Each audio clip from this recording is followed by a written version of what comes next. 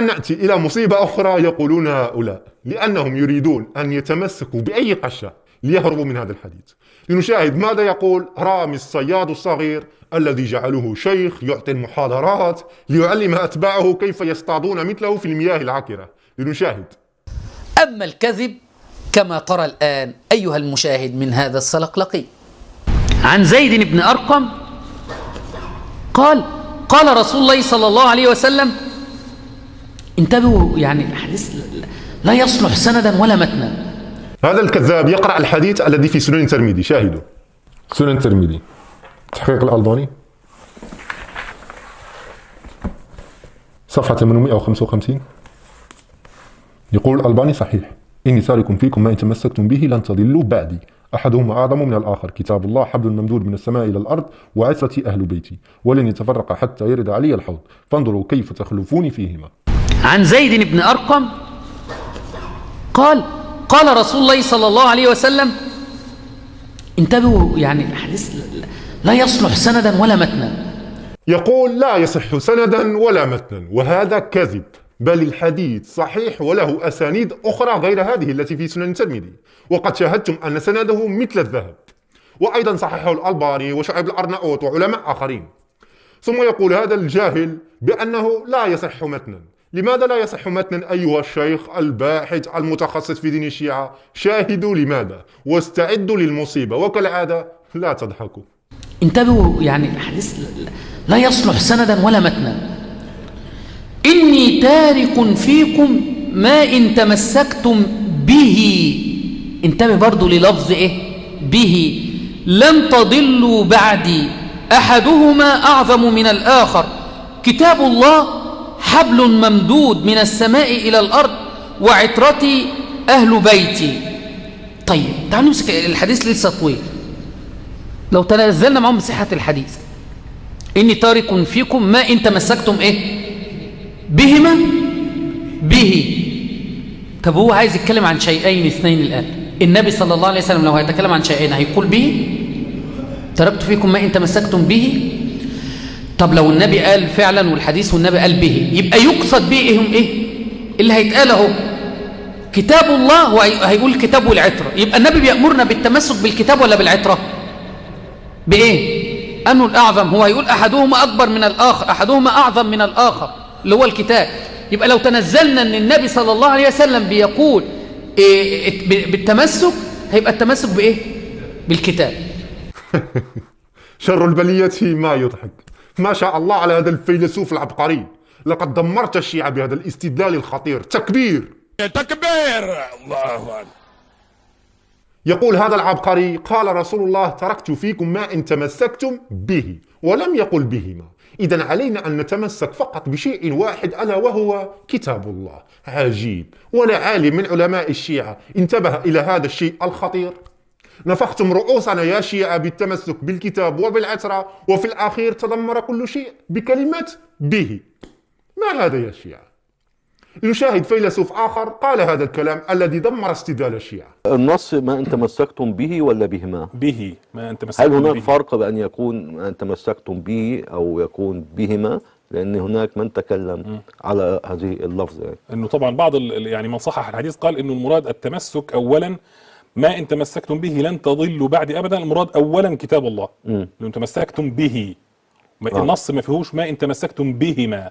دللوا على ذلك بأن النص به وليس بهما. القرآن الكريم والوصية بأهل البيت نفس المعنى، نفس المعنى. التمسك بالقرآن والوصية بأهل البيت. إذن هذا يكون هو نفس المعنى. حديث غدير خم اللي في صحيح مسلم، حديث غدير خم بنفس المعنى اللي ما فيهوش يعني وجه استدلال بالنسبة للشيعة. هؤلاء لهم قلوب لا يفقهون بها، ولهم أعين لا يبصرون بها، ولهم آذان لا يسمعون بها. أولئك كالأنعام بل هم أضل.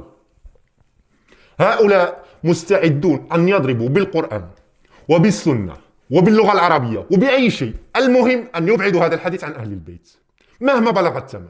ولكن قسما بالله العظيم لن تفلحوا أبدا، لأن الحق واضح. لنرجع إلى الحديث. قال رسول الله: إني تارك فيكم ما إن تمسكتم به. به ضمير مفرد يعود على ماذا؟ يعود على ما الموصولة. لماذا أكلتم حرف ما؟ هل تعلمون اللغة العربية أكثر من رسول الله؟ به ضمير مفرد يعود على ما الموصولة، يعني بما تركت. إني تارك، بعد ذلك يقول رسول الله أحدهما، يرجع على ما، يعني ما تركت. من هما؟ قال كتاب الله وعترة أهل بيتي. وهنا واو العطف معطوفة على كتاب الله، لأنهما في المعنى اثنان. وبعد ذلك رسول الله يقول ولن يفترقا، أيضا اثنان، حتى يرد علي الحوض، أيضا اثنان. عجيب يا أخي، يخطئون رسول الله حتى في اللغة العربية. ماذا نفعل مع هؤلاء؟ أضرب لكم مثال سينسف ما قال هذا الجاهل وسيدفنه في قعر جهله. شاهدوا معي. تاريخ الطبري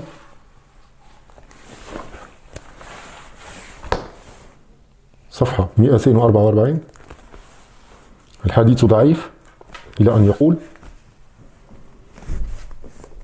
رسول الله فإني قد بلغت وتركت فيكم ما إن اعتصمتم به فلن تضلوا أبدا، كتاب الله وسنة نبيه. يقول رسول الله به، لا يوجد بهما. هل يجرؤ هذا الشيخ العلامة الفهام أن يقول بأن رسول الله أوصاهم فقط بالتمسك بكتاب الله، لأنه لم يقل بهما، قال به. لو تمسكتم به، النص ما فيهوش ما إن تمسكتم بهما. نعم، النص ما فيهوش بهما. كتاب آخر، محاضرات في العقيدة والدعوة، بقلم فضيحة الشيخ الدكتور صالح بن فوزان بن عبد الله الفوزان، وعضو اللجنة الدائمة للإفتاء وعضو هيئة كبار العلماء، في الجزء الرابع، دار العاصمة للنشر والتوزيع، صفحة 253. يقول هذا العلامة كذبا على رسول الله ويتقول عليه، يقول وقال عليه السلام إني تارك فيكم ما إن تمسكتم به. شاهدوا، لم يقل بهما، قال به. لن تضلوا بعدي، كتاب الله وسنتي. إذن على حسب كلام هذا الفيلسوف العبقري التمسك فقط بكتاب الله، لأن فيه به ولم يقل بهما. لو تمسكتم به، النص ما فيهوش ما إن تمسكتم بهما.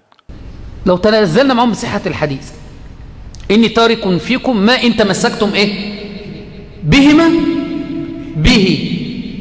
طب هو عايز يتكلم عن شيئين اثنين الآن. النبي صلى الله عليه وسلم لو هيتكلم عن شيئين هيقول به؟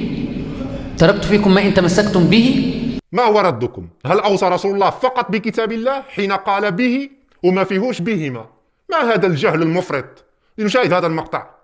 أولم يقل نبينا صلى الله عليه وسلم تركت فيكم ما إن تمسكتم به لن تضلوا بعدي أبدا. هم إيه يا رسول الله؟ قال كتاب الله وسنتي. طب هو عايز يتكلم عن شيئين اثنين الآن. النبي صلى الله عليه وسلم لو هيتكلم عن شيئين هيقول به؟ سبب ضياع الأمة وتفرقها هو بعدها عن القرآن، والنبي عليه الصلاة والسلام نص على هذا في حجة الوداع: تركت فيكم ما إن تمسكتم به لن تضلوا، كتاب الله سنتي. النص ما أن تمسكتم به ولا بهما؟ به، ما أن تمسكتم هل هناك به. فرق بأن يكون ما أن تمسكتم به أو يكون بهما؟ لأن هناك من تكلم على هذه اللفظ، انه طبعا بعض يعني من صحح الحديث قال انه المراد التمسك اولا ما ان تمسكتم به لن تضلوا بعد ابدا. المراد اولا كتاب الله. لو تمسكتم به، النص ما فيهوش ما ان تمسكتم بهما. والمصيبة هذا المذيع الجاهل يعلق على هذا الحديث ما إن تمسكتم به ويقول هل هناك فرق بين ما إن تمسكتم به وبين ما إن تمسكتم بهما؟ لنشاهد مرة أخرى. النص ما أن تمسكتم به ولا بهما؟ به، ما ان تمسكتم هل هناك به. فرق بأن يكون ما أن تمسكتم به أو يكون بهما؟ لأن هناك من تكلم على هذه اللفظ. والآن انتبهوا، سأضع مقطع آخر لأحد منبع الجهل، وهو يقول الحديث المكذوب على رسول الله كتاب الله وسنتي، ويقول بأن رسول الله قال ما إن تمسكتم به لن تضلوا، كتاب الله وسنتي، والجالس أمامه هو نفس المذيع. لنشاهد ثم نكمل التعليق. تركت فيكم ما إن تمسكتم به لن تضلوا بعدي أبدا، كتاب الله وسنته. رواه مالك بلاغا ولو شاهد يتقوى به. رواه مالك بلاغا وله شاهد يتقوى به. هذه الجملة نسفتها نسف في حلقاتي عن كتاب الله وسنته، يمكنكم الرجوع إلى الحلقة. سنكمل المقطع ولاحظوا معي المذيع هل سيعلق على هذا الحديث ويقول لماذا لم يذكر رسول الله بهما وقال به، أم سيقبل الحديث كما هو؟ لنشاهد. عايزين تبقوا يعني عايشين في الدنيا بلا ضلال في اي شيء وتبقوا في معيشه كماليه من حيث الدين، يبقى التمسك بالكتاب والسنه. فلو كان في مع احترامي دل الكلام على ان الكتاب نزل كاملا من الله جل وعلا، وان السنه كامله وصلتنا من النبي صلى الله عليه وسلم، والا كان يبقى الكلام والعياذ بالله فيه كذا لما يقول تركت فيكم ما إن تمسكتم به، تركت فيكم ما إن تمسكتم به، فدل ذلك على أن التمسك بالكتاب والسنة هو النجاة وعدم الضلال يكون من كذا، معنى لن نقع في ضلال اطلاق. إذا إما بنظر بقى في دلالة الكتاب ما في، دلالة السنة كاملة ما في هذا على الإطلاق. إذا هذا بعيد، هذا بعيد. طيب أنا عايز أسأل حضرتك كيف يتحقق عقلا التمسك بأهل البيت بالمفهوم الشيعي؟ أنا متمسك بأهل البيت، متمسك بحب أهل البيت، أوصله لك إزاي؟ بثناء أهل البيت، بحب أهل البيت، أوصله لك. لكن أنا دلوقتي أنا عبد مسلم وأريد أن أخذ الدين عن أهل البيت، أروح لمين؟ لا، ما أنا أوصل لك. سؤال مهم جدا. انظر إلى الحال فيما كان عليه النبي وما بعد النبي. في حال وجود النبي لما أوصى حتى بأهل بيته خيرا، ما رأينا النبي صلى الله عليه وسلم ميزهم على غيرهم على الإطلاق. كما شاهدتم معي لم يعلق على هذا الحديث، رغم أن فيه ما إن تمسكتم به ولم يقل بهما. أما في حديث كتاب الله وعترتي لا، شاهدوا النص ما إن تمسكتم به ولا بهما؟ به ما إن تمسكتم به. هل هناك فرق بأن يكون ما إن تمسكتم به أو يكون بهما؟ لأن هناك من تكلم على هذه اللفظة. لماذا عندما يصل الأمر إلى أهل البيت تنسون كل شيء ويصبح همكم الوحيد هو إبعاد هذا الحديث عنهم؟ يعني تركت فيكم ما إن تمسكتم به كتاب الله وسنتي، التمسك بالكتاب والسنة ما فيها شيء. أما تركت فيكم ما إن تمسكتم به كتاب الله وعترتي لا، التمسك فقط بكتاب الله لأنه لم يقل بهما. عجيب، إن لله وإنا إليه راجعون. طب هو عايز يتكلم عن شيئين اثنين الآن. النبي صلى الله عليه وسلم لو هيتكلم عن شيئين هيقول به تركت فيكم ما إن تمسكتم به، فدل ذلك على أن التمسك بالكتاب والسنة هو النجاة. يعني يا أخي والله أتعجب كيف يصابون بالعمى من أجل إبعاد هذا الحديث عن أهل البيت. هذا الجاهل الرامي الصياد الصغير يناقض نفسه بنفسه في نفس المقطع، يقول لو أن النبي فعلا قال والنبي قال به يبقى يقصد اللي هيتقاله. شاهدوا. طب هو عايز يتكلم عن شيئين اثنين الآن. النبي صلى الله عليه وسلم لو هيتكلم عن شيئين هيقول به تركت فيكم ما إن تمسكتم به. طب لو النبي قال فعلا والحديث والنبي قال به يبقى يقصد بهم إيه اللي هيتقال اهو. طيب لو قال النبي به سيكون يقصد بما سيقوله بعد ذلك.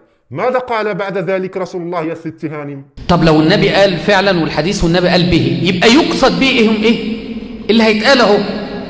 كتاب الله وهيقول الكتاب والعترة، يبقى النبي بيأمرنا بالتمسك بالكتاب ولا بالعترة؟ بإيه؟ أنه الأعظم؟ هو هيقول أحدهما أكبر من الآخر، أحدهما أعظم من الآخر اللي هو الكتاب. يبقى لو تنزلنا أن النبي صلى الله عليه وسلم بيقول بالتمسك هيبقى التمسك بإيه؟ بالكتاب. أنت من أي كوكب أتيت؟ وفي أي مدرسة قرأت؟ ومن علمك؟ ومن أجلسك في ذلك المكان؟ اذهب إلى حديقة الحيوانات أو إلى السوق بيع بطاطا وطماطم. يقول في نفس المقطع أنه إذا كان رسول الله قال به سيكون يقصد بما سيقوله بعد ذلك. ماذا قال بعد ذلك رسول الله؟ قال كتاب الله وعترتي. إذا التمسك بالكتاب والعترة، وبعد ذلك بقدرة قادر يتناقض ويقول لا، التمسك فقط بكتاب الله. يعني بعد هذا الجهل والغباء فزت معنا بكأس الجهل. رائع جدا. طب هو عايز يتكلم عن شيئين اثنين الآن. النبي صلى الله عليه وسلم لو هيتكلم عن شيئين هيقول به تكبير. إن شر الدواب عند الله الصم البكم الذين لا يعقلون، فلا حول ولا قوة إلا بالله. هكذا يتم برمجة الناس والكذب على عقولهم. يأتون بأجهل خلق الله ويعطوه وسام الباحث المتخصص الشيخ ويجلسونه في مسجد وأمام الآلاف وأمام الكاميرا ليكذب عليهم ويدلس عليهم ولا أحد يعترض عليه. إن لله وإنا إليه راجعون. شاهد يا رسول الله كيف يحرفون كلامك وكيف يقصون أهل بيتك ويصفونك بأنك أخطأت في اللفظ ولا تعلم اللغة العربية، ويريدون منك أن تقول بهما وليس به. أليس هذا ما تريدونه؟ تفضلوا. الصواعق المحرقة الهيثمي صفحة 432. وفي رواية صحيحة. هل أنا من قال أن هذا الحديث صحيح؟ حاشا لله. عالمكم هو من قال أن هذا الحديث صحيح. من عنده اعتراض فليعترض على الهيثمي. ماذا يقول هذا الحديث الصحيح على مقولة الهيثمي؟ لنشاهد. وفي رواية صحيحة إني تارك فيكم أمرين لن تضلوا إن تبعتموهما وهما كتاب الله وأهل بيتي. هل يوجد به؟ لا يوجد به. يوجد بهما، يعني لن تضلوا إن تبعتموهما، وهم الكتاب والعترة معا. ما هو رأيكم الآن؟ ما إن تمسكتم به لن تضلوا بعد أبدا، المراد أولا كتاب الله لو تمسكتم به. النص ما فيهوش ما إن تمسكتم بهما. فلا حول ولا قوة إلا بالله. إن لله